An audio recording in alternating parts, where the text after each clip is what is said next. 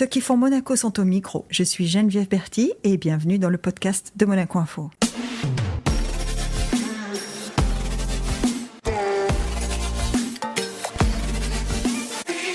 Notre invité du jour, tennisman, nous a offert un grand moment de sport, une montée en puissance, raquette à la main. À la clé, une finale en famille, puis un titre, puis une revanche, toujours en famille. Arrivé 204e mondial à Shanghai, il remporte le Masters 1000, offrant au passage à Monaco une victoire historique qu'il confirme plus tard à Paris. Bonjour Valentin Machereau. Bonjour. J'ai dit qu'il confirme plus tard à Paris. Alors, c'est pas histoire de dire une victoire n'a jamais besoin d'être confirmée, mais est-ce qu'on est d'accord tous les deux que Shanghai, c'est le début et Paris, le début. Shanghai, c'est la propulsion et Paris, c'est presque le moment où ça devient réel. Ouais, on va dire que Shanghai, c'est l'explosion de tout un tennis, de tout un joueur, on va dire. Et Paris, c'est pas la confirmation, en fait, c'est la continuité. Et j'ai envie de dire, c'est presque, les gens m'ont presque plus parlé du fait que j'ai confirmé, entre parenthèses, à Paris, Ouais. de la manière qu'on je l'ai fait, encore 3 victoires là-bas. Bon, évidemment, c'était tellement spectaculaire à Shanghai que ça, tout le monde était d'accord, mais vraiment, les puristes m'ont vraiment parlé à quel point ils étaient étonnés et surpris plus de Paris, du fait que 2 semaines après, je regagne pas le tournoi. De toute façon, on sait je vais pas gagner tous les tournois, mais que j'aille au moins jusqu'à proche de la fin, ouais. C'est-à-dire que pour quelqu'un qui... Ça devait être... en tout cas, pour l'année 2025, c'était ton deuxième Masters 1000. Enfin, Paris. Bah oui, et sachant que le premier, s'il n'était pas à Monaco, s'il n'y avait pas un Masters 1000 à Ouais. Monaco, Shanghai aurait été mon premier Masters 1000. On a la chance d'avoir un Masters 1000 ici C'est à la ça. maison. Où tu gagnes d'ailleurs, tu gagnes Bah ton oui, premier où tour. je gagne mon premier match sur Ouais. on va dire sur le grand circuit ATP de ma carrière. Et ouais, donc mon premier match à Monaco, le premier tour, qui était déjà une très belle réussite face à un joueur top 50. Ouais, c'était une perf pour C'était toi. déjà une très belle perf pour moi et un très très bon match aussi au deuxième tour face à Grigor Dimitrov où je perds en 3-7. Oui, Et- ça passe à rien d'ailleurs. Oui, oui, ça passe à rien et on va dire que même ces petits moments, ces matchs-là m'ont quand même préparé pour Shanghai, même si c'était juste 2 matchs. Et l'année dernière aussi, j'avais joué Dimitrov quand il était 9e mondial, encore une fois à Monaco ici. Tous ces matchs m'ont un petit pourcentage préparé pour Shanghai, ouais. Alors, tu préparais pour Shanghai. Est-ce que franchement, dans la carrière d'un sportif, et donc pour toi, est-ce que tu l'aurais senti venir? Est-ce que tu aurais pu dire, honnêtement, ça va être le moment? C'est drôle parce que il y avait, je sentais qu'il pouvait se passer un truc à Shanghai parce que mon tennis était là. Shanghai, c'est en Asie, sur des conditions humides, sur dur. Ouais. J'ai gagné Oui, mes. tu as quand même super bien résisté par rapport à... Il y a Holger Ouais, ouais, qui ouais. se tord de douleur face à toi. On sent bien que Mhm. Novak Djokovic, il n'est pas dans une... Alors, Mhm. ça n'enlève rien à ta victoire, mais on sent bien qu'il Mhm. résiste moins bien que toi, quand même. Ouais, j'allais dire, en fait, l'Asie, c'est là où j'ai gagné mes 4 tournois en Challenger Ouais. de ma carrière. Et parce que Ah j'avais oui, on s'était croisés d'ailleurs. Tu rentrais de Oui, Bangkok ou oui. Thaïlande ou un truc comme ça, je me Oui, souviens. Ouais. de Bangkok où j'en avais gagné 2 en début d'année 2024, l'année dernière. Et je sais que ces conditions là-bas me vont bien et que je montais en puissance tout le long du mois d'août, du mois de septembre. Et il y a eu ce fameux message que j'avais envoyé à un ami à moi Mais oui, universitaire où je c'est dingue disais, ça aussi. si je pense que j'ai très envie d'aller jouer à Shanghai parce que déjà c'est un Masters 1000 où je peux rentrer dans les qualifs même avec mon classement un peu plus bas. Et parce que je sens que j'avais besoin à ce moment-là aussi d'aller jouer un grand tournoi. Mm. Pour mon mental un petit peu, j'enchaînais beaucoup de challengers, j'avais besoin de changer. Même si c'était loin, je me disais, il faut que j'aille tenter ma chance là-bas parce que je sens qu'il peut se passer quelque chose.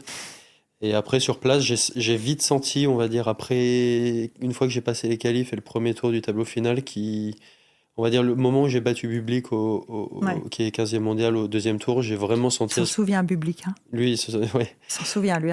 et qui se passait quelque chose à partir de ce moment-là. Et c'est bien que je l'ai senti parce que je pense que ça Ouais. m'a donné conscience que je pouvais le faire. Et après, penser à ce moment-là que j'aurais Ouais. gagné le tournoi, non, mais bon. Bon, alors, si je suis très honnête, moi, je l'avais parié. J'ai gagné mon pari, d'ailleurs.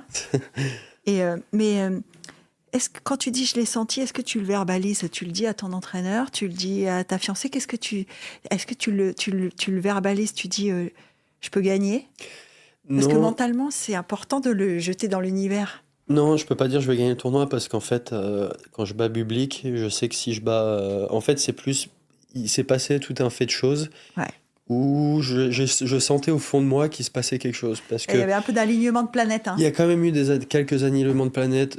Ma victoire face à Bublik, on va dire ça a été une victoire à 100% carré, Ouais. méritée parce que bah, ça a été un gros match. J'ai gagné beaucoup de stress sur le match. Il jouait Tu vas la bien. Je vais la chercher. chercher à la fin Ouais. au bout de 2 heures. Il sauve des balles de break sur le dernier jeu. Je le fais, je crois, sur ma 5e balle de match. Mm. Et je m'ouvre, on va dire, entre parenthèses, un petit peu le tableau grâce à cette victoire parce qu'il était tête de série numéro 15. Au 3e tour, je joue Macha qui est 30e mondial. Euh, Ouais. où on m'a un petit peu parlé qu'il était un petit peu blessé. Et en fait, j'arrive sur ce match, j'ai l'impression que c'était moi le 30e mondial et lui le Ouais. 200e parce que mon niveau, en fait, cette victoire face à Bublik m'a donné énormément de confiance. J'ai joué un match superbe. Il a abandonné au milieu du 2e set. Et en fait, après Machak, je suis supposé jouer Sinner en 8e de finale. Je suis supposé jouer Sinner en 8e de finale. Donc à ce moment-là, je parle un petit peu avec ma copine, où je peux un petit peu, on va dire, parler comme si Mm. je parlais à un pote ou pas de la même manière dont je parle à mon coach. Et je lui dis, bon, je pense que c'est la cerise sur le gâteau de mon tournoi. Ouais. Je suis content, on va dire, entre parenthèses, mon tournoi il va se finir face à Sinner Ouais, je sur le joue le meilleur central. joueur du monde. Je joue Bon. le meilleur joueur sur le tournoi, je vais jouer sur le central de Shanghai d'un Masters 1000. On va dire que si j'avais pu signer, on va dire que c'était presque le tournoi rêvé. Voilà, je passe les qualifs, je passe 3 tours, je joue Sinner Ouais. en 8e de finale sur le central, c'est parfait. À vrai dire, le match Sinner-Griekspoor, je regarde le premier set, Sinner le gagne au tie-break, j'arrête de regarder, je regarde le score 4 heures Ouais. plus tard, Et tu te dis, et je vois que Sinner a abandonné au 3e set et que je vais jouer Griekspoor. Et là, dans ma tête, ça change ça complètement. shift? Ça te change Ah complètement. ouais. C'est bah, en fait, bah, je vais pas pour aller me faire plaisir sur le central de Shanghai face à Sinner, je vais pour gagner face à Griekspoor. Et donc encore, on va dire entre parenthèses, un petit alignement de ne pas jouer Sinner en 8e de finale et d'avoir, on va dire, un tout petit, quand même plus de chances de gagner face à Griekspoor, même si face à Sinner, je serais rentré sur le match pour essayer de gagner. Voilà, je gagne en 3-7 un énorme match face à Griekspoor et on va dire que voilà, il y a encore un autre tournoi qui a commencé en quart de finale parce que là, j'ai enchaîné Rune 10e mondial et Djokovic 4e mondial où Ah ouais, là, ouais, le tableau de chasse de Shanghai, voilà, c'est... où là, ça a été bah, juste des matchs, des batailles que bah, j'ai réussi à gagner. Et bah, après, faut le dire aussi, en finale, j'aurais pu me retrouver en finale face à Carlos Alcaraz ou Taylor Fritz, 2e, 4e mondial. C'est là aussi où le tournoi n'a aucun... Moi, on se l'est dit, hein, ça n'a aucun Ouais. sens ce qui se passe. De me retrouver face à Ouais. mon cousin Arthur, qui était à ce moment-là 50e mondial. C'est là que la dimension Hollywood arrive. Voilà, parce que déjà, Ouais, si Arthur, mon cousin, était en finale en étant 50e mondial face à Sinner ou Alcaraz ou n'importe qui, c'était déjà une une perf. finale un petit peu inédite d'avoir un joueur 50e mondial. Mais là, en le mettant face à moi, 200e mondial qui sort des qualifications, tous les deux cousins, enfin, voilà, ça n'a aucun sens. Et C'est un scénario de film. c'est un scénario de film. Et bah après, sans mentir, enfin, quand j'arrive, je sais que j'ai énormément plus de chances de gagner face à mon cousin 50e mondial qu'un top 10. Et ça, je le sais. Je savais que la finale était quand même pas 50-50, mais où j'avais ma grosse chance. Et T'avais ta chance, ouais. ça a pas été D'ailleurs, facile. Voilà, j'ai pris ma chance, mais il a fallu que je sorte un niveau de jeu très très haut pour gagner à l'arrache au 3e set, parce qu'Arthur jouait très très bien aussi. Il était sur son meilleur tennis de sa carrière aussi. Et on va dire que le côté physique dont tu parlais ouais. Cette résistance là a que eu tu... énormément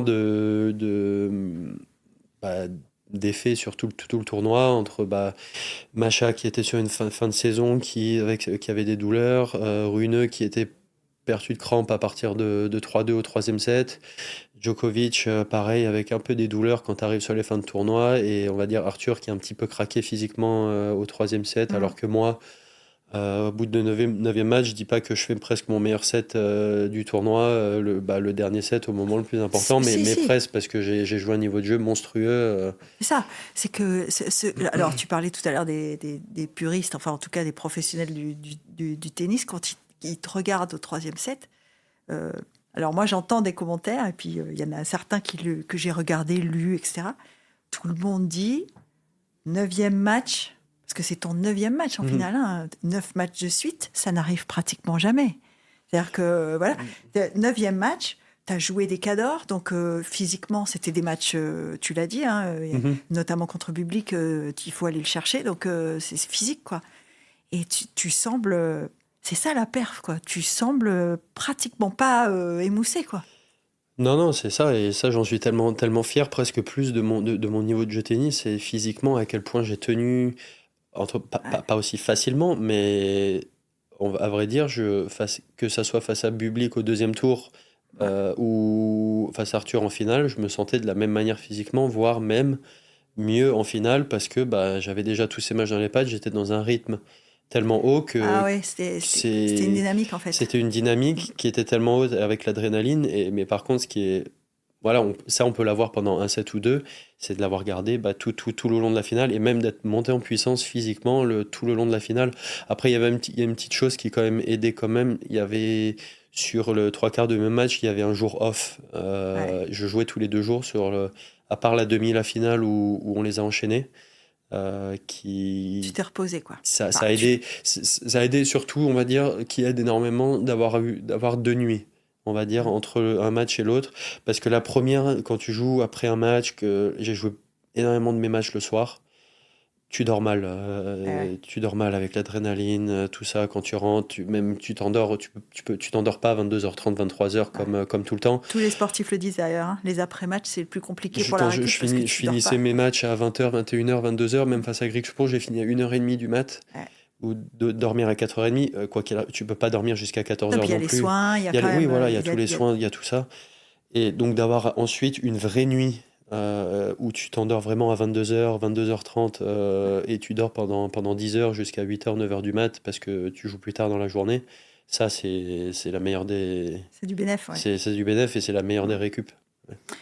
La question quand même que je me pose, parce que là, on parle beaucoup d'éléments qui ont un trait avec une habitude, une préparation, hein. Tu parles de nuit, tu parles de soins, tout ça. Mentalement, quand on rentre sur le court, alors on peut parler de tous les matchs de Shanghai, parce que forcément, je pense que mentalement, à chaque fois, ça devait être quelque chose. Mais quand tu entres en finale et que tu sais que tu vas jouer ton cousin, comment on fait pour donner le meilleur de soi-même face à quelqu'un qu'on aime? C'est vrai que c'est pas facile et à vrai dire, je pense que l'enjeu était quand même tellement Ouais. grand d'avoir un titre en Masters 1000 en jeu, que ça soit de sa part ou pour moi. Je dis pas que c'était la chance d'une vie pour chacun, mais on sait pas. En Euh, tout cas, clairement, pour toi, c'était la chance d'une carrière, parce que voilà, la ça chance d'une bascule ta carrière. carrière, Ça quoi. bascule ma carrière, mais on sait pas si dans les 10 prochaines, est-ce que dans les 10 prochaines années, un de nous deux sera encore dans une finale de Masters 1000. On peut pas le Ouais. savoir. On n'est pas Sinner ou Alcaraz où on se tape 6 finales de Masters 1000 par Oui. an. Ça, on le sait. Même, on va pas le crier fort, mais euh, voilà. Donc, Vous vous en parlez? Vous vous êtes parlé avant ou pas? bon, on a pris le petit déj ensemble, on s'est échauffé ensemble. Et On a vous pris. vous dites ça? Non, on se dit pas ça. On se dit pas c'est la chance d'une vie. On parle pas du tout du match. On parle tout sauf du match, on rigole, on déconne de tout. Comme Mais si, comme si comme d'habitude, quoi. oui, comme si on se levait, qu'on était encore en préparation du tournoi 3 jours avant le premier tour. Euh, on fait l'échauffement ensemble parce qu'on n'allait pas laisser chauffer avec des sparring partners qu'on connaît pas. Autant faire ça ensemble, c'était ridicule. Jusqu'à 1h30, 1 heure avant le match, où là, on s'est mis chacun dans notre bulle, chacun on allait faire nos trucs, et comme si on allait jouer une finale face à n'importe qui. Et je pense que tout le match, on l'a vraiment joué tous les deux, comme si on jouait n'importe qui. Et lui a quand même mieux géré ça que moi au début de match. J'ai quand même eu un peu de Ouais. mal à me laisser aller. Du fait un petit peu plus par rapport au jeu, que je sais qu'il me connaît par cœur, et je le connais par cœur. Et, et On a un peu senti au début, ouais. peut-être dans la façon dont la balle sortait pas Hmm. tout à fait, hein. Ouais, tout à C'était un fait, peu. un petit peu. Et ouais, c'est ça dont je parlais aussi par rapport à physiquement, tennistiquement. En fait, plus le match a avancé, j'ai eu une énorme chance de breaker au deuxième set pour passer devant. Je l'ai prise et à partir de là, il y a un deuxième match qui a commencé. Et même lui joue encore très très bien, mais moi j'ai monté mon niveau très haut. Et ensuite, le troisième set, ça a été un énorme match de tennis. Et Ouais, beaucoup c'est presque plus le Ouais, troisième le set que troisième le set qui a reste du été match, hein.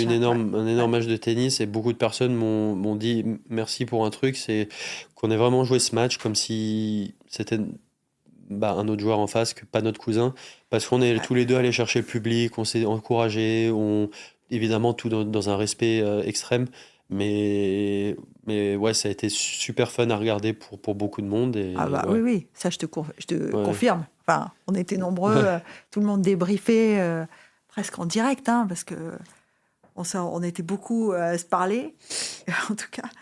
Est-ce que toi, quand tu dis on a joué le match comme si c'était n'importe qui en face, enfin, en tout cas pas ton cousin, est-ce que il y a eu un moment où tu t'es dit, je, tu le dis, il y a eu un déclic, etc. Est-ce qu'il y a eu un moment où tu t'es dit c'est vraiment moi, c'est vraiment mon moment? J'essaie d'y penser le moins possible, Ah ouais, parce que mais parce que c'est quand même, c'est une finale de Masters 1000, et j'avais quand même tellement je dis pas la notion de ce qui se passait, mais c'était tellement fou pour moi par rapport au classement auquel j'étais, et d'où je revenais avec tous ces blessures, tous ces tournois où j'ai eu du mal à aller au bout en Challenger toute l'année, que en fait j'étais tellement fier de moi d'avoir tellement peu réfléchi et peu utilisé mon cerveau, et je suis vraiment allé et j'ai utilisé en plein mes moyens à fond, tennistiquement, mentalement, comme si j'y croyais à 100% que j'allais et oui, gagner. parce que tu sais, ce qui est incroyable, c'est que souvent, on dit, et dans le tennis, ça se voit, même les plus grands, hein, ça leur est arrivé. Moi, j'ai vu le cinquième set de Federer quand il perd sa finale À Wimbledon. à Wimbledon. Il y a aussi ce moment où on n'arrive pas à gagner. Mhm. Il y a ce point qu'on fait pas, ce jeu qu'on n'arrive pas à prendre. C'est comme si on avait, enfin, je sais pas, je suis pas joueur professionnel de tennis, Mhm. mais comme si vous aviez un peu peur de gagner, quoi. Mhm. Et ça, à Shanghai, tu l'as pas du tout. Ben oui, et ça en fait, j'en ai énormément rigolé, enfin rigolé et parlé avec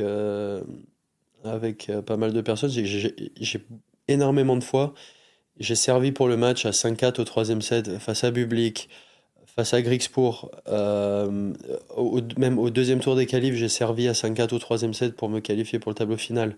Face à Runé, j'ai servi à 5-4 au troisième 5-4 set aussi, ouais. aussi. Ouais. À Djokovic, il y avait 6-3, 5-4 où je servais. Et à chaque fois, pour finir le match, il fallait que je serve et que je fasse ce jeu. Et on va dire,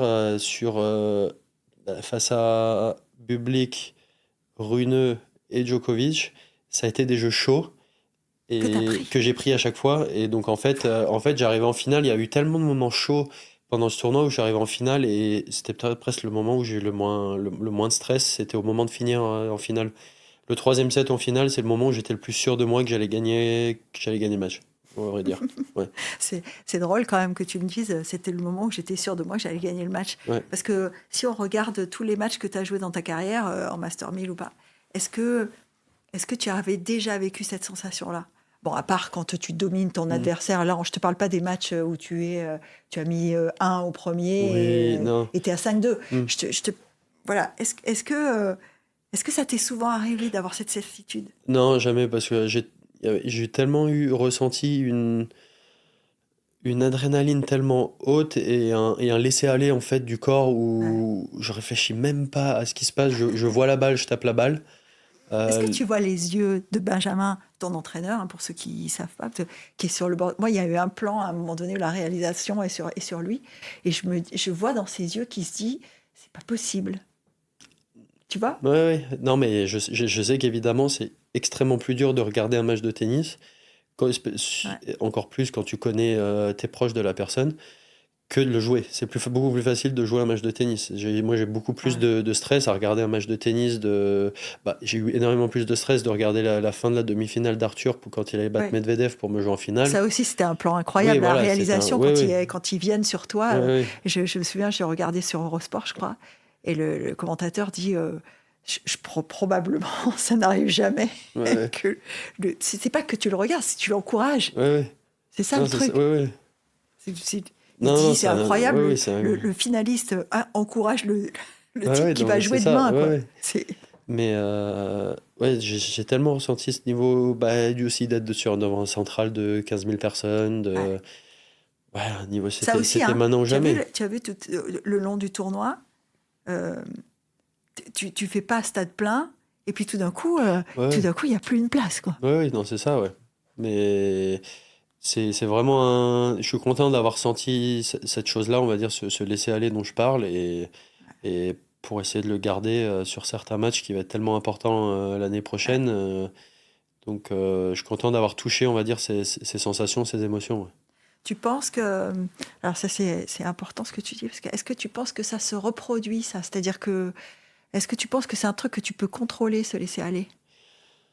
Alors, oui, mais on va dire là, on était quand même sur des conditions assez extrêmes du fait que ça soit une finale Ouais. d'un Masters 1000. Je sais pas si j'aurai l'adrénaline et les émotions d'une finale de Masters 1000 l'année prochaine, je l'espère. Bon, à Mais Paris, t'es pas passé loin, à, hein, quand même, hein. à Paris, pas passer loin après.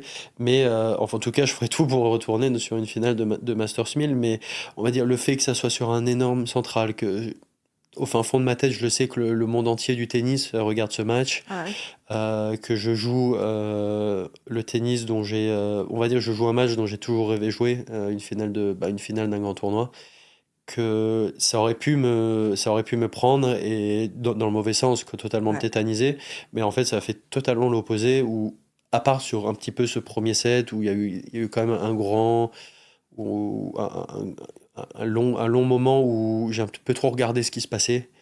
J'étais un peu Ouais. trop calme sur le court, puis se laisser aller où je me suis vraiment.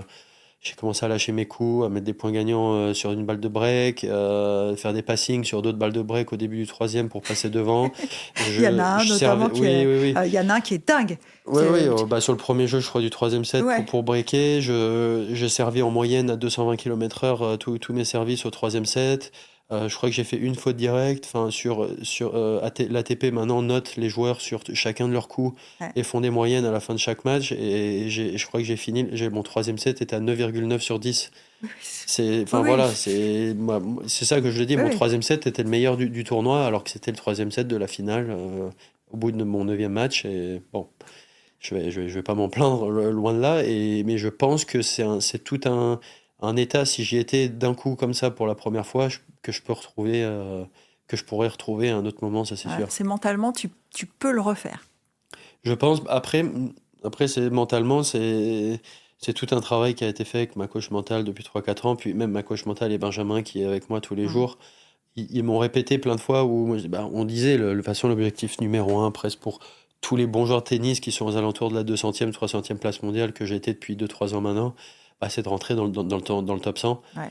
Et ils arrêtaient de me faire parler de top 100. Ils fait, mais arrête, toi, c'est pas le top 100, c'est le top 50 au minimum, vu ton niveau, avec ton niveau de jeu, tout ça. Et même si moi, je pensais au top 100, eux, ils me répétaient top 50, que mon niveau moyen pouvait être ça.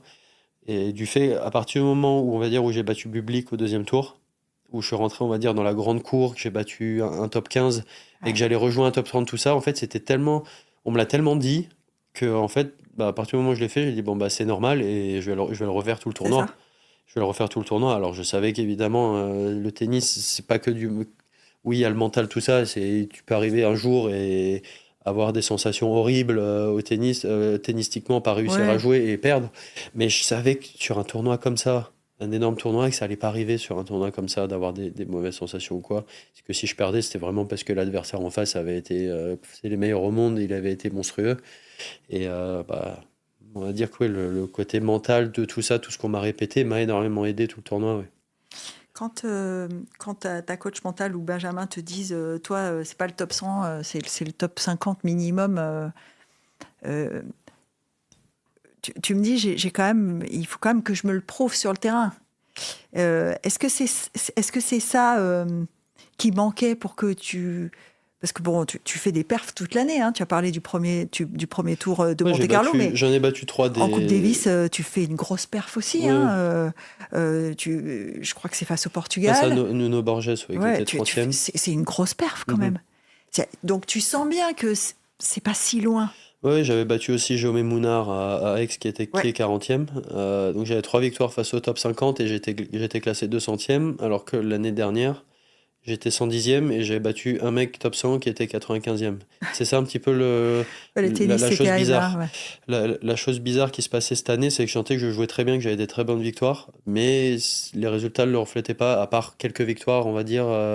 Bon, grâce à tes victoires en Coupe Davis, on en parlera peut-être tout à l'heure, Hmm, Monaco est dans un contexte qui était presque, alors je ne dis hmm, pas inespéré, mais en tout cas, c'est une vraie perf. hmm, D'être toujours là dans le groupe 1, dans les hmm. playoffs, c'est une perf, quoi. Ouais, et surtout que face au Portugal, Ouais. en ayant gagné mes deux matchs, on a perdu au match décisif 3-2 pour, Ouais. bah, on va dire, passer on va dire, au dernier match qui aurait pu nous faire passer sur le groupe mondial cette année. Euh, T'imagines le groupe mondial, quand ouais, ouais, même. ouais. Bah, bon, Valentin, c'est pas, le groupe quand mondial. même pas si on battait le Portugal. On va dire qu'après, on aurait joué le match pour ça. On n'est pas passé loin du tout. Donc, on est redescendu et on avait rebattu Chypre. On a rebattu Chypre en septembre pour. Dans des conditions très Ouais, ouais, difficiles. dans des Très, très conditions difficiles. terribles là-bas, Ouais. c'est Il sûr que faisait c'était chaud. pas comme si on jouait au country club, ça c'est sûr, Ah ça non. nous changeait complètement. On allait chercher une victoire pas facile où j'ai gagné mes deux matchs aussi, non sans mal le premier, et qui nous redonne la chance on s'est remis on va dire au stade où on était face au Portugal, où on ira jouer le Kazakhstan là-bas en février. Ah, on va retrouver public, On alors. va retrouver d'ailleurs Alexander, le bien je nommé. crois qu'il va, je crois il va m'attendre, mais ça c'est le jeu, c'est normal, hein. S'il faut, même avant ça, en Australie, je le jouerai s'il faut. Donc Ah ouais. on verra. Alors, c'est ça le truc dont je voulais qu'on parle, c'est que ce que ça a changé, alors pour ceux qui connaissent pas le mécanisme du tennis par cœur, hein, c'est que quand on entre, on arrive à un certain niveau, on, on passe le cut, ce qu'on appelle on passe le cut. Le cut, ça veut dire qu'on peut s'inscrire dans les tournois et on est inscrit dans le tableau. Ouais, bah, en fait, il y a ce fameux top 100 dont je Ouais, parlais, qui est déjà le top 100, c'est le cut pour les grands chelems. Si tu es c'est ça. centième mondial, tu rentres dans le tableau final de tous les grands chelems. Tu rentres D'où dans, l'Open d'Australie, quoi. tu rentres dans les qualifications de tous les Masters 1000. Après, il y a un autre petit gap, c'est environ le top 75 où tu rentres dans le tableau final de 80% des Masters 1000, des grands, parce que c'est des grands tableaux en Masters 1000. Et puis, il y a le top 50 où tu rentres dans le tableau final de tous les tournois que tu veux jouer. Et ça, Que ça c'est soit acquis, hein, et puisque ça, toi, le oui. top 50, c'est bon. C'est archi fait. Donc, c'est ça qui est exceptionnel avec cette fin d'année, c'est que l'année prochaine, je vais pouvoir jouer tous les tournois, tous les plus gros tournois au monde, en étant dans le tableau final tout le temps, et surtout, pour le moment, en étant 31e, ce sont les 32-33 meilleurs joueurs qui sont tête Ouais. de série en Grand Chelem, en Masters 1000. Ça veut dire que t'es pas loin, tu peux être tête de série, hein. Bah, il y a plus que il y a plus que le premier tournoi de la saison, la première semaine, qui compte pour Ouais. ça. Et en plus, la deuxième chose, c'est que bah, pendant 10 mois l'année dernière, j'ai joué sur le circuit Challenger où j'ai gagné 250 points au total. Et sur Ouais. les deux derniers tournois, j'ai gagné 1200 points. Ce qui fait qu'en fait, j'ai quasi aucun point à défendre Ouais, jusqu'à Shanghai. Et ce qui fait que je vais pas perdre beaucoup de place. Donc il y a d'énormes chances que je sois tête de série en Australie. Et c'est fou. Ça, on se encore. pince là, quand Oui, même. oui, oui. Des fois, je me. Parce qu'il n'y a pas un moment où tu te dis, bon là, en 2 mois, je suis rentré dans le top 50, j'ai gagné un Masters 1000, j'ai fait Paris derrière, où, bon, je peux refaire la finale, c'est pas volé, quoi. Mhm. Et je vais être tête de série. Non, oui, non, mais c'est sûr que c'est fou, et que ça donne, au final, quand tout retombe, ça donne une confiance folle pour l'année Voilà. prochaine. C'est retombé là. Bah ouais, ouais, je pense que c'est quand même retombé, Parce que bon, mais t'as vécu, il y a eu ça aussi à gérer, hein, une espèce de hype autour qui était méritée, mais qui a fait que médiatiquement, publiquement, t'as été quand même extrêmement sollicité. ouais, extrêmement, et on va dire que surtout quand je suis arrivé à Paris, Ah oui. ça a été fou là-bas, et presque, ça a été même un peu trop à un moment, le jour Mhm. avant j'ai dit non, j'ai le jour avant le premier tour, faut que ça Faut s'arrête, que ça faut s'arrête, que ouais. je me mette un peu dans ma bulle quand même. mais ça va, ça m'a pas trop gêné pour le tournoi. Et on va dire que maintenant, c'est plus des petits, comme voilà, des petites interviews, des podcasts à Hmm. droite à gauche qui sont beaucoup plus faciles à faire quand on case un ou deux par semaine que là Ouais, ouais. où il fallait tout caser en 2, 3 jours. Oui, Et et puis même sur des plateaux, enfin, ouais, ouais. Stade 2, bon, c'est quand même l'émission sportive multisport du dimanche soir qui a un taux d'audience. Voilà, c'est quand même un truc, quoi. Non, ouais, ouais, j'ai pu aller sur Stade 2, j'ai fait RTL, Ouais. puis après tout, surtout tous les sportifs, même juste après Shanghai, j'ai pu parler à la BBC, CNN, Corriere en Italie, Eurosport l'équipe après Shanghai, avant Paris, de Bah, partout, donc dans ouais, l'équipe, on disait tout à l'heure, hein, tu fais 3-1. ouais. Là aussi, juste en passant, hein, tu fais 3-1 3-1, oui, en quelques semaines, c'était. en Ouais. quelques semaines. Tu fais une très belle double après Shanghai, ou juste avant la finale, je crois, ou juste après, je sais plus, où tu as une double, où d'ailleurs tu parles beaucoup de Monaco, c'est un truc dont on n'a pas encore parlé, c'est que il y a beaucoup de gens qui découvrent, ils disent le tennisman monégasque, et puis alors ils découvrent cette particularité d'être dans un pays que tu as choisi Mhm. et de travailler dans des installations que tu as choisies qui sont pas ton pays au départ, et de sentir ton attachement comme ça a été un truc aussi, je pense. Mhm. Non, oui, après mon attachement à Monaco, j'ai jamais dû à le choisir. Il est venu direct. Je suis né ici, j'ai fait ma scolarité ici, Oui, je me suis entraîné au Monte Carlo Country Club à partir de c'est mes la 8 maison, hein. ans. À partir de mes 8 ans, c'est Ouais. c'est c'est la maison. J'ai jamais fait de choix dans ma vie, ça a été Monaco de A à Z. Quand je regardais la Coupe Davis quand j'avais 6 7 ans, c'était Monaco plus que la France que je regardais à la télé. Donc ça, c'est. Oui, c'est plus, on va dire, les autres qui ont découvert vraiment. Oui, c'est ça, c'est que ça te permet d'expliquer ça. Quelqu'un qui est pas avec Monaco juste pour le tennis, pas à vrai dire pour faire plaisir à la principauté, mais juste parce qu'il avait la chance de s'entraîner à Monaco. Non, c'est parce que bah, je suis né ici et que, comme je l'ai dit, j'ai pas eu de choix à faire. C'est juste que j'ai voulu de A à Z. Est-ce que tu te rends compte ce que ça représente pour Monaco? Parce qu'il y a ce que ça représente pour toi. Est-ce que très vite, parce qu'à Shanghai, tu es loin hein, quand même de Monaco, est-ce que tu sens ce que ça représente pour Monaco? Est-ce qu'il y a beaucoup de gens, parce que finalement, ton compte est ouvert, on peut Mhm. t'envoyer des messages directs, enfin à l'époque on pouvait, je ne Mhm. sais pas si c'est toujours le cas, mais est-ce que tu sens quand même que tout le monde est là Bah, à partir des deux, trois premiers tours, ça reste encore quand même dans un, dans un dans, cercle? dans Ouais. un cercle proche de moi.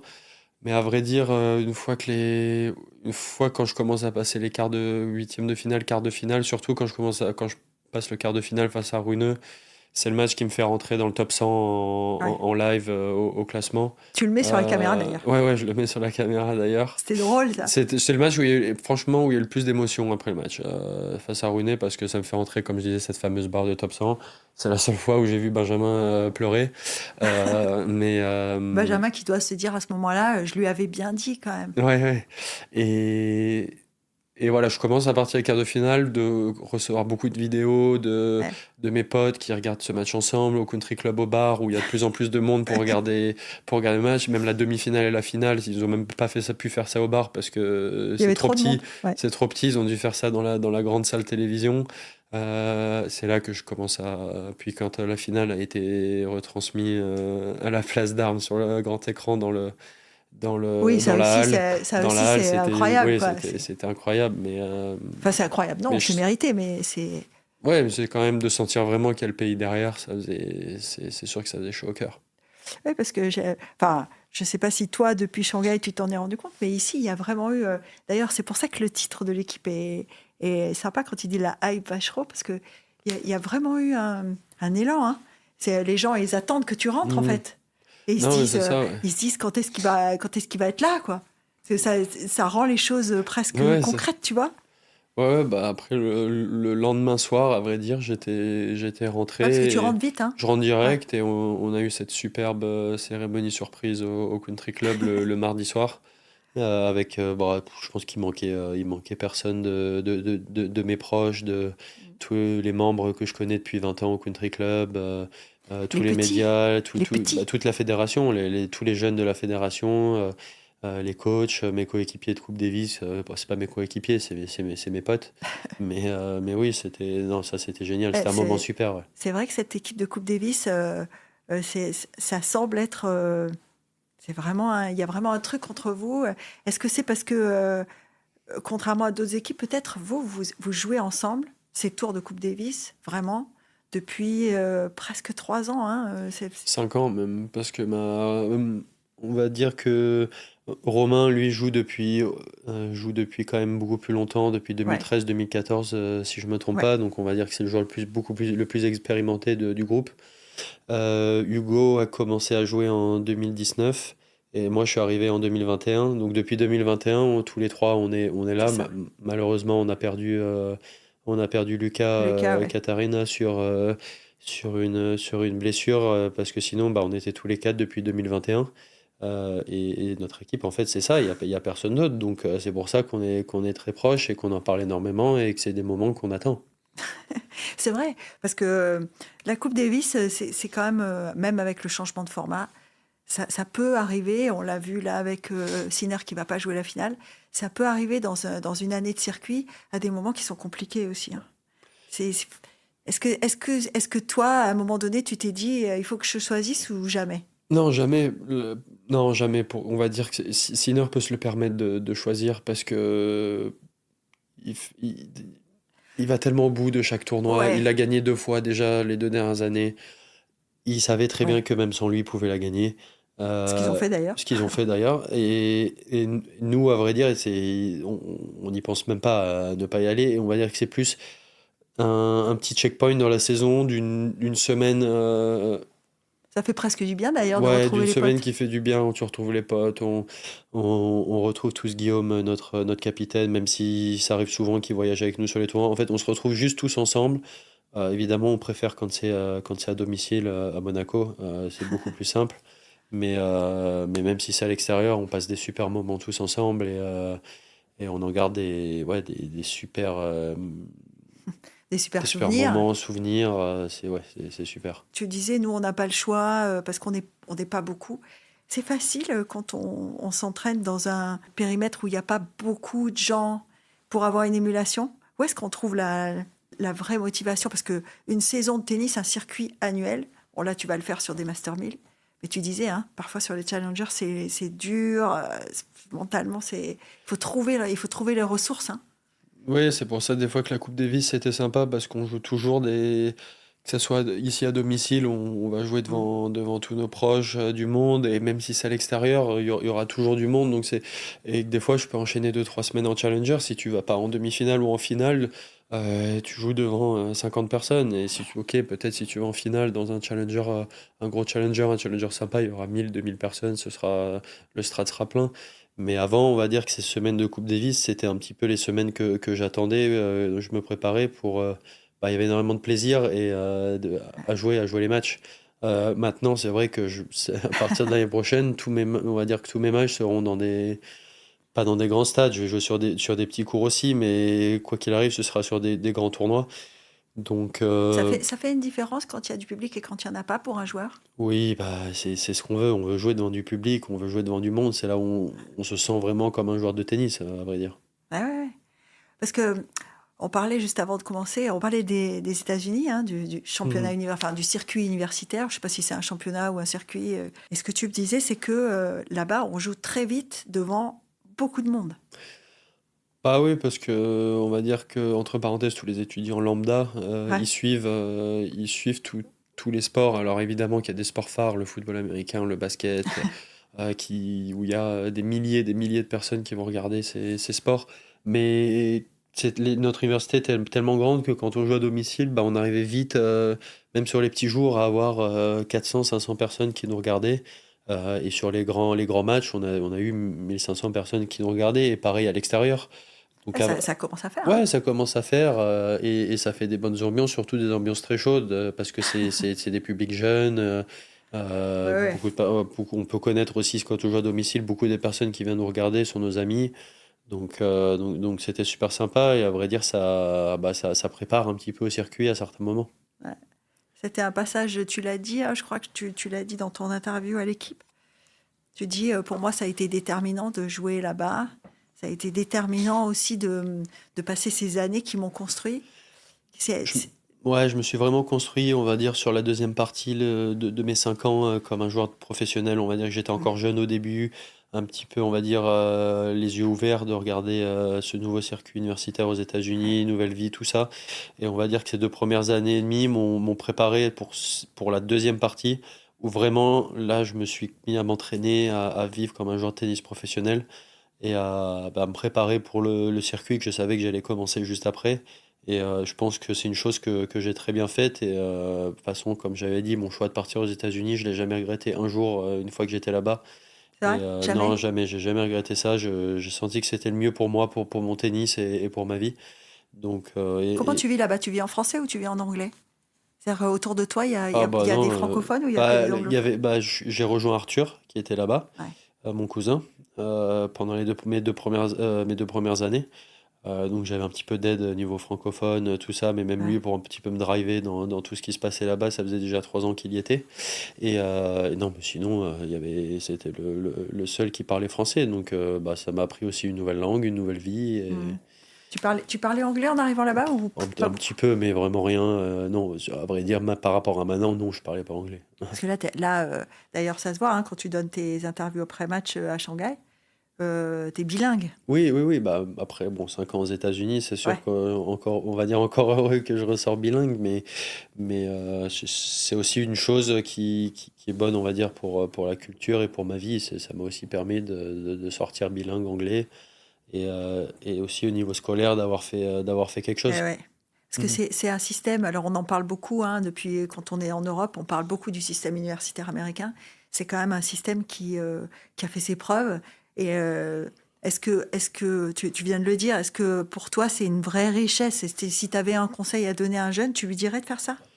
Ça dépend. Ouais, On en parle beaucoup au tennis. Bah, à quel classement est-ce que tu dois partir bah, c'est sûr que si t'es numéro un mondial junior à 18 ans, à 17 ans et que ouais. tu es déjà 200e mondial à 17 ans, bah non, tu vas pas aller Ça sert à rien, ça ouais. sert à rien. Tu sais que D'ailleurs, t'es. Alcaraz, il part pas, hein. Non, mais Alcaraz il part pas. Sinon, là, en ce moment, je crois qu'il y a dans le top 100, il y a 15 joueurs qui sortent il y a 15% du top 100 qui sortent du circuit universitaire. Bon, Donc, c'est pas mal. c'est le plus haut que ça a jamais été. Donc, c'est pas mal. Et c'est ce qui fait qu'il y a de plus en plus de jeunes quand même qui partent aux États, Ouais, en circuit universitaire. Mais nous, par exemple, dans mon équipe, j'avais eu ma deuxième année le vainqueur des championnats, des championnats américains 18 ans, ouais, 17-18 ans, qui était venu faire un an en université dans notre équipe pour être avec nous. Et donc, on va dire, même des très bons joueurs font pas le cursus entier, mais ils vont. Et il y a même certains joueurs, surtout américains, parce qu'ils connaissent bien mieux ça que les ouais. Européens. Un joueur comme Tommy Paul, qui est 15e mondial, qui est dans le top 20 depuis 3 ans maintenant, qui dit, mais mon seul regret, on va dire, dans ma vie pour le moment, c'est j'aurais aimé faire un Un an an d'université, ouais. d'université américaine pour quand même avoir cette expérience et vivre un petit peu ces matchs universitaires et cette vie universitaire qui est quand même un petit peu une vie parallèle à la vie normale. Ouais, Ça se sent d'ailleurs parce que tu dis beaucoup jeu et puis quand tu parles des États-Unis, tu dis nous. On a ouais, l'impression que c'est un truc ouais, où ouais. c'était. Bah, c'est un truc ouais, que plein de joueurs ont réussi à vivre, ont eu la chance de vivre. Et comme je l'ai dit, les Américains ont réussi quand même avec ce circuit universitaire à faire passer le tennis pour un sport d'équipe qui est une chose presque impossible à faire. Ouais, La Coupe Davis l'est, mais le tennis reste à 95% un sport tellement individuel et ouais, ouais. tellement focalisé sur soi-même que je trouve ça super et c'est ce que j'ai le plus adoré, c'est d'être tout le temps en équipe. Ouais, parce que c'était ma question. On a quand même l'impression, et tu en parles beaucoup hein, dans toutes les interviews que j'ai lues de toi, chaque fois que je t'ai entendu, chaque fois qu'on a discuté, tu me parlais beaucoup de ton entourage, de tes proches, tu en as parlé dans les interviews. Mm. Donc, quand on a besoin de collectifs comme toi, faire un sport individuel, c'est quand même surprenant, non? Oui, après, on va dire que le tennis, pour moi, c'était presque inné parce que vu ma famille dans le tennis, même Ouais. si on m'a jamais poussé, Oui, j'ai alors ça, direct. ça aussi, c'est un truc de scénario, Oui, hein. oui, C'est, oui. c'est... Ma famille dans le tennis, tout le monde est dans le tennis, donc on va dire que c'était un peu inné en moi, même si personne m'a jamais poussé et que ça a été une passion directe. Je C'est crois que ça ça, on qui peut est aller jusqu'au père ou au grand-père de Benjamin. du côté de Benjamin, son grand-père était au Monte Carlo Son Country Club. grand-père, je crois qu'il a joué pour Monaco pour la Coupe je sais pas Non, si... jouer non. En tout cas, jouer un petit peu au tennis au Monte Carlo Country Club, oui, mais c'est ça, c'est que même là, n'importe quelle personne a un petit peu joué au tennis, que ce soit Ouais, sur le côté amateur. Oui, son père, son père, Bernard, oui, Bernard, hein. oui, Bernard, oui. avait presque le plus de sélections en Coupe Davis pour Monaco avant que Benjamin lui passe devant.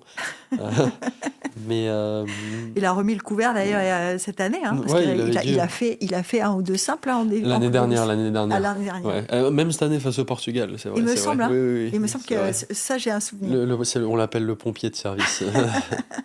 C'est incroyable d'ailleurs Ouais. qu'il arrive à maintenir un niveau de jeu qui lui permette de faire. Alors, évidemment, on sait qu'il y a peu de chances pour qu'il aille au bout, surtout Mhm. physiquement, sur 3 sets.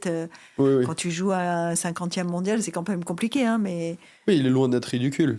Il est voilà, loin il d'être joue, quoi. ridicule, ça. Oui, oui, il joue. Ça c'est sûr. Et c'est pour ça que si on savait que ça allait être ridicule, je pense que quand même on le On mettrait pas. Mais l'épargnerait, ouais. oui, on Ouais. l'épargnerait. Mais je sais même que lui, il y va pour. On se dit bon, bah pourquoi pas. On sait jamais. Bon, Mais ouais, bah, sur un malentendu. oui, Mais j'allais dire bon, sur un. face à Nuno Borges, non. Mais par Non, exemple l'année dernière, face au Marocain, on va dire, c'était même pas le match comptait pas face au Maroc. Il a pu gagner. ouais. Face à un joueur qui, on va dire au niveau français, joue à un très bon niveau. Bah oui, oui, c'est quand même Ouais, quelque ouais. chose, parce que bon, Benjamin, il a quand même 42 ans. 42 ans, Ouais, ouais. ouais. Ouais, ouais. Bon, on dit toujours après, en double aussi, on peut jouer plus âgé. Enfin bon, et puis, enfin, heureusement ou malheureusement, je sais pas, hein, mais Djokovic est pas loin des 40 ans. Federer a joué Non, jusqu'à maintenant, 39, 40 Federer. 40, Non, ouais. maintenant, on peut jouer un très bon niveau jusqu'à. On peut jouer son meilleur niveau jusqu'à 35, 36 ans. Après, le physique peut, après ça, Ouais. être un peu touché, mais toujours jouer aussi bien quand on est très fort, très talentueux. Mais bon, avec toute la science de récupération, tout ça, et tout ce qui est connu maintenant pour bien Ouais, il y a quand même des récupérer et progrès tout, énormes qui ont les été faits, ouais. progrès, même maintenant, tous les joueurs de tennis sont tellement sérieux dans la nutrition, la récupération, que tout le monde peut jouer facilement jusqu'à 35, 36 ans. Je me souviens quand je te croise juste avant Monte-Carlo, je te dis, t'as perdu du poids. Et d'ailleurs, à Shanghai, je t'ai trouvé aussi très, très, très affûté. Est-ce qu'il y a eu un changement dans ton... Non, c'est tout ce qui est un peu fait T'as un peu séché tout le quand même, temps. on est d'accord. Ouais, Au moins mais avant Monte-Carlo, t'avais séché. Après, peut-être que tu es resté sur... mais tu t'avais ouais. un petit peu perdu quand même. Bon, après, peut-être que Shanghai, on sortait un petit peu de l'été. On Ouais, sortait de l'été ici, ce qui peut-être aide aussi un petit peu à perdre. Mais ouais. après, le but, c'est pas non plus de perdre, c'est de garder. Ah, il faut Faut garder garder la masse la masse musculaire. musculaire. C'est le but, c'est pas de la perdre. Mais Ton après, tempérament à toi, c'est plutôt mince ou tu prends du poids facilement? Parce qu'il y a non, je des prends pas de joueurs. poids du tout. Je prends pas de Non? poids. Non, je peux manger n'importe quoi. Je prends pas de poids, mais je mange Tu très sais très que tu es bien. le rêve de Je 95% des pense, femmes du non, oui, monde. oui, on en rigole beaucoup que j'ai un métabolisme assez fou. Ouais. Bah, tu as quand même la morphologie type du tennisman Mhm. moderne d'aujourd'hui, en tout cas. Hein. Sinner, Oui, oui. Zverev, enfin, Tsitsipas, vous êtes tous Oui, grands, grand, assez fin, assez musclé, oui, oui. fins, très musclés. Enfin, en tout Ouais. cas, c'est très dessiné. Est-ce que tu penses que ça va avec l'évolution? Parce que l'évolution de ton sport, c'est aussi ça. Hein. Ça va de plus en plus vite. Tu parlais tout à l'heure de servir pendant presque tout un match à Mhm. 220. Mhm. C'est c'est pas, Oui, oui, non, mais de toute c'est pas façon, anodin. Hein. c'est un peu comme tout. Le sport du tennis va de plus en plus vite, les athlètes sont de plus en plus forts, sont de plus en plus physiques, le matériel suit pour jouer plus vite. C'est l'évolution un peu de la Ouais. science et tout ça, donc ça va avec. Et on va dire que maintenant, c'est rare de voir un joueur qui est. Si un joueur est pas, on va dire qu'on trouve un petit peu, entre parenthèses, un tout petit surpoids pour être un joueur de tennis, il arrive jamais à rester au très haut niveau. Il va tout de suite Ouais. redescendre un petit peu au classement ou quoi, parce que bah, tout le monde est tellement affûté et Ça va vite sur le qu'il y a court. Hein. tellement de Ouais. matchs et que ça va tellement vite sur le court qu'il faut l'être. Ouais. Mais alors, je comprends que pour toi, c'est pas un effort, parce que si t'es pas obligé de t'astreindre à une diète, parce qu'il y a des gens qui prennent du poids, ils sont Ah obligés non, de faire attention aussi. je fais attention complètement 95% du temps de Ah ouais, ce que je mange. Parce que c'est pas que la ligne, tout ça. C'est, si tu manges mal, c'est les blessures. c'est ça. C'est les blessures. Donc, si tu On manges croise bien, les doigts d'ailleurs, mais toi, de ce côté-là, tu... depuis un an, Ouais. bah non, j'ai eu 6 mois très compliqués en 2024 où j'ai eu Mm. 6 mois de blessures. Mais toute cette année, on va dire, sur les 11 mois, j'ai touché du bois 10 mois sur 11. Donc, Parce que ce qui t'attend maintenant, c'est quand même, alors j'imagine, un calendrier un petit peu plus chargé en termes de match, ou en tout cas mhm, d'intensité de match. mhm. Je sais pas comment on peut formuler D'intensité ça. de match, oui, oui, oui. Intensité. Et donc, ça veut dire que certainement, physiquement, ça va demander un petit effort aussi. Oui, et c'est d'ailleurs pour ça que là, on est sur un bloc d'entraînement de 6 semaines qui est le bienvenu de Ouais, mi-novembre jusqu'au départ en Australie. Et même le départ en Australie se fait une semaine avant. ouais. Donc là, plus la semaine là-bas, qui te permet de te préparer, on va dire, le fond du fond de toute la saison, même si après, une fois les blocs de tournoi terminés, tu rebosses physiquement beaucoup pendant une ou Ah, deux tu semaines. rebosses pendant l'année, Ouais, pendant toute offensive, l'année. tu en refais? C'est la grande différence par rapport du tennis par rapport à il y a 20 30 ans, où à l'époque c'était vraiment bah, cette période foncière d'un mois et demi, 2 mois, où tu faisais du Ouais. physique à fond pendant cette période et t'en faisais plus de la saison. Et Là, maintenant, il y tu en avait beaucoup de refais. blessures, et on va Ouais, dire que maintenant le travail physique est continu. Alors, pendant la saison, ouais, on le fait de manière à ce qu'il n'y ait aucun souci. À partir du moment où on arrive sur les matchs, on soit à 100%, que le physique, il n'y ait pas de douleur ou quoi. Donc on ouais. travaille physiquement, on va dire, sur jusqu'à 48 heures avant le premier tour. Ah, Selon. quand même, hein? Ouais, ouais. C'est rapproché, hein? Oui, moi je peux faire encore 48 heures avant le premier tour, je peux encore faire une séance physique. Parce qu'il y en a tellement besoin. Et que tous les autres le font. Ouais. Donc tu es obligé de le faire si tu veux être. Vous encaissez un On- programme qui est quand même... Oui, mais en fait, on a tellement l'habitude que le corps encaisse tellement bien, et c'est là que j'en reviens au sommeil, à la nourriture, Ouais. qui, si tu fais pas ça, tu peux pas suivre toute l'année. Alors, cette période de 5 6 semaines, en fait, j'en reviens au fait que on peut rentrer on bosse tout le temps, Ouais. mais il n'y a pas ce stress c'est pas grave si le lendemain matin, l'entraînement, je suis fatigué. C'est le but de travailler dans la fatigue, cette pré-saison, et que, Tu sens la fatigue un peu ou bon, pas? ça fait qu'une semaine et demie que j'ai repris, donc alors j'ai eu des courbatures dès le deuxième jour parce que c'est normal quand tu sors de 2 semaines de vacances. T'as Mais- coupé? Ouais, j'ai coupé pendant 2 semaines complètement, Pas de c'est ça. footing? Non, j'ai Rien. fait j'ai fait 3 fois une demi-heure de vélo qui avec Ouais, les bon. écouteurs, c'est Pour rien, toi, une demi-heure de vélo c'est avec les rien, écouteurs, c'est rien. Ouais, c'est rien. effectivement. Mais oui, donc en fait, j'aimerais dire le plus dur sera un petit peu maintenant, la troisième, quatrième semaine, même cinquième semaine. Ouais. Mais pour moi, le plus dur, je savais que c'est la première semaine parce que c'est la reprise Les courbatures, et quand les même, ça doit faire un courbatures. drôle d'effet, non? Ouais, ça fait mal, et ouais, Et ouais, t'avais on en. conscience, en arrêtant 2 semaines, que tu pouvais perdre autant? Parce que quand même... Non, j'ai rien perdu au niveau de ce qui est masse musculaire, tout ça, parce que deux non. semaines, c'est pas C'est assez. juste, t'as perdu un peu de C'est juste, tonicité, ouais. en fait, 2 semaines plus Paris avant, ça fait 3 semaines. Quand je remets la charge sur les épaules, on va dire c'est juste le muscle, ça fait 3 semaines qu'il n'a pas été habitué à soulever un peu de charge. Ouais. Donc il pleure un peu sur les 2 3 premiers jours. Et après, c'est bon, il a repris Ton le. copain, c'était arnica, quoi. C'est ça? Ou Bon, pas? même pas. Même pas? Parce que on sait que 3 jours après, c'est fini. Et de toute façon, même en étant courbaturé, on rebosse dessus. Et ça aide à descendre, à enlever les C'est courbatures. vrai, Donc, ouais. Ouais, ouais, c'est sûr. donc, euh, donc voilà. Et même, on va dire que ces 2 premiers jours de cette semaine, j'ai fait des séances beaucoup plus dures. 3 fois plus dures que la semaine dernière. Et je suis même pas courbaturé juste parce que, voilà, je Bon, l'étais plus, sur. t'as un corps qui a une mémoire. Oui, oui, c'est la mémoire, c'est Ça ça. fait... Justement, tout à l'heure, on parlait de longueur de carrière. Est-ce que toi, tu envisages aussi de faire, pas le plus long possible, mais tu t'es mis une échéance dans ta tête, ou Non, pas pas du du tout. tout? Non, pas du tout. Si je peux encore avoir un très bon niveau à 36 ans, je jouerai encore à 36 ans. Ce sera vraiment. Ou est-ce que ce sera vraiment plus le physique qui me dira d'arrêter?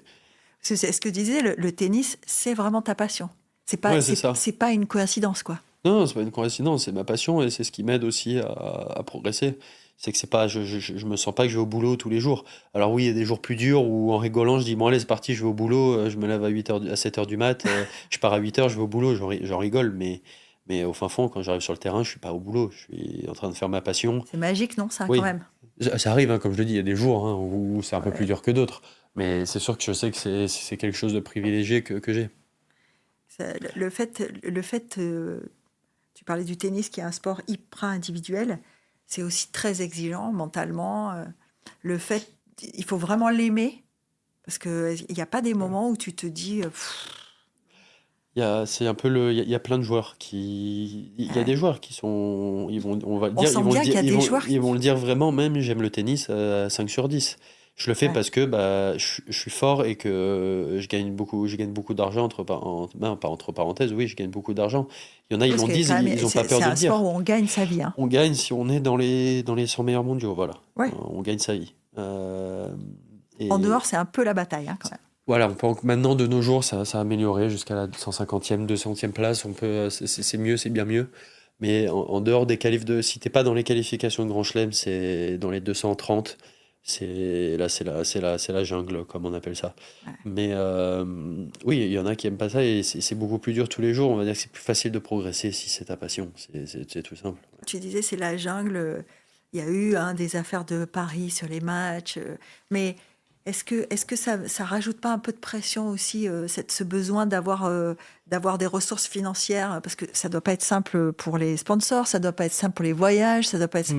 Est-ce que ça rajoute pas un peu de pression qui fait qu'il y a des moments où tu as le droit de te dire, bon, est-ce que tout ça, ça vaut la peine? Parce que Il si y en a, tu transformes pas, c'est. Il y en a plein qui ont arrêté parce qu'ils ont plus envie de jouer au tennis à cause de l'argent à des classements un peu plus bas. Ouais, Et c'est ça qui est dommage avec le tennis, c'est que ça arrive. Après, tu parlais des paris sportifs, tu en arrives à des choses pareilles pourquoi? Parce que ouais. certains joueurs n'ont pas les ressources pour voyager. Oui, c'est un sport qui coûte très cher. Tu payes tout pour toi. Tu es comme si tu étais un PDG d'une entreprise et tu prends des salariés avec toi, tes entraîneurs. Alors quand tu es très bien classé, qu'il y a beaucoup plus de prize money, tu voyages avec tout le monde parce que bah, tu peux te le permettre. Mais quand tu es en bas, déjà, c'est de voyager juste avec ton entraîneur, c'est doubler tous les frais et c'est pas facile. Et il y Et a des c'est ça moments où que. on doit se sentir un peu seul, non? Alors moi, j'ai eu énormément de chance d'être, comme je dis, à Monaco, d'être aidé par la fédération, d'avoir des gens très proches de moi qui ont bien voulu m'aider, croire en moi. Mais il y en a dans certains pays, il y a des fédérations qui sont presque inexistantes et Ouais. qui peuvent pas les aider. C'est là que c'est très dur et mentalement, c'est très très dur dans le circuit. Alors le circuit secondaire Challenger est déjà bien mieux si tu sens vraiment quand même que tu es un joueur de tennis, mais le troisième circuit, il est horrible mentalement. Ouais. Ouais, alors, tu voyages seul, il y a personne qui te voit jouer. Par moments, tu joues dans des conditions qui sont difficiles. Tu décris un sport qui est quand même un sport très sélectif, hein. Très... C'est-à-dire que moi, je dis ça pour que les gens qui nous écoutent se rendent compte que arriver 40e mondial, c'est quand même une perf au-delà du classement, quoi. Bah oui, c'est tout le Ça parle travail de que. ténacité, ça parle Je de. sais pas, c'est tout le travail depuis que tu deviens un petit peu plus mature à partir de 15 ans que j'ai fait. Ouais. Et après, ça n'arrête pas là. On en reparlera dans 10 ans quand j'aurai 36 ans, voir, on va dire, entre la deuxième partie de ma carrière, ce qu'elle aura donné, en espérant rester dans les 50, dans les 100 le plus d'années possible. Mais en tout cas, oui, il y a eu presque plus de moments de doute. Il y a plus, en tant que joueur de tennis, tu as presque plus de moments de doute que de moments de joie. Et c'est ce qui fait aussi que les moments de joie sont super. Est-ce qu'il y en a un en particulier alors, tu vas me dire, évidemment, ta question elle est facile, mais est-ce qu'il y a un moment en particulier, là, sur les 5 dernières années, que tu gardes comme le plus fort? Comme moment difficile, Non, comme moment. Oui, comme moment difficile et comme moment de joie. Bon, j'imagine que c'est la sûr que joie, c'est une victoire en Masters 1000, moment mais difficile, où je parle pas d'un jour ou deux, il y a des périodes très, très compliquées où c'est là que tu te raccroches vraiment au fait que le sport, ça soit ta passion.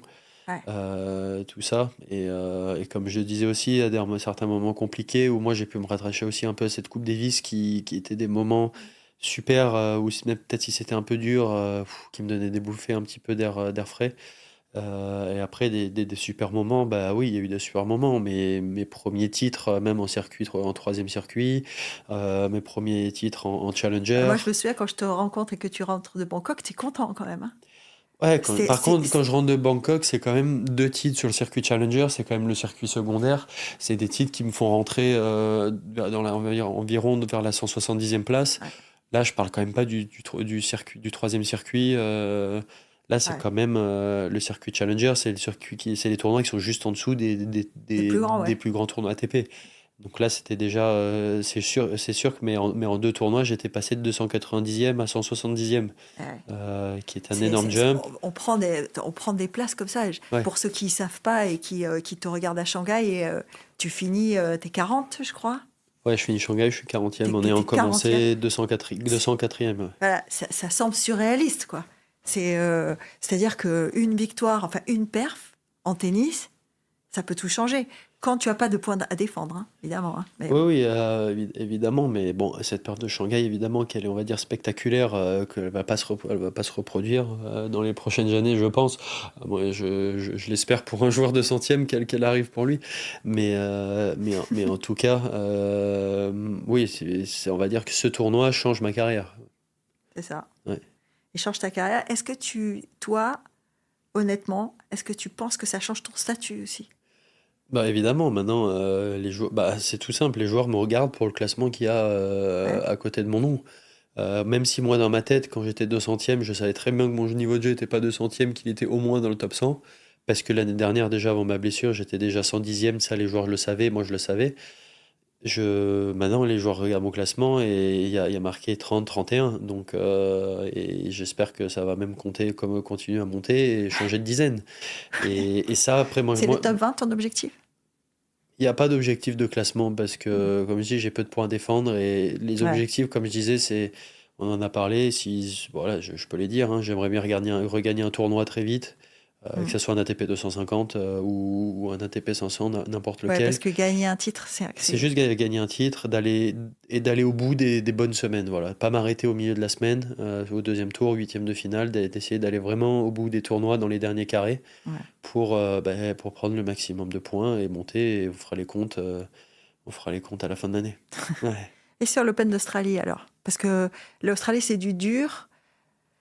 Alors, c'est pas que c'est ta surface, mais c'est une surface sur laquelle tu es quand même à Oui, l'aise. oui, très à l'aise. Voilà. Est-ce que le fait que tu commences par l'Australie sur un Grand Chelem, c'est de bon augure? Oui, bah, il y aura deux tournois avant à Brisbane et Adélaïde, deux ATP 250, Ouais. et ça Où tu vas te finira mettre en jambe sur en le janvier. dur, Oui, quoi. voilà. Bon, après, là, on s'entraîne sur dur. Tu t'entraînes déjà sur dur, Oui, là? oui, oui, tout le monde s'entraîne sur dur, tous les joueurs s'entraînent sur dur au Country Club. Et l'Open d'Australie sera le troisième tournoi, et on va dire oui, ce sera toute une montée en puissance pour se préparer pour Melbourne. Et jouer le premier tour sera la deuxième match de ma carrière En en Grand Chelem? 5-7 gagnant possible. Et oui, j'ai joué Ouais, qu'un parce seul que, match à Roland-Garros en 2024 au premier tour du tableau final. Ouais. ouais, parce que là, on n'en a pas encore parlé, mais le match en 5-7, c'est quelque chose, hein? Ouais, c'est quelque chose, c'est plus long, c'est sûr que physiquement, c'est pour ça que je disais, bah, on bosse plus physiquement, plus dur, parce que faut préparer ces matchs, ouais. Alors, qu'est-ce qu'on peut te souhaiter? Parce que, évidemment, tu imagines qu'on va te souhaiter de gagner et de maintenir. Mais toi, si j'avais une baguette magique là, qu'est-ce que tu me demanderais? De quoi tu auras envie?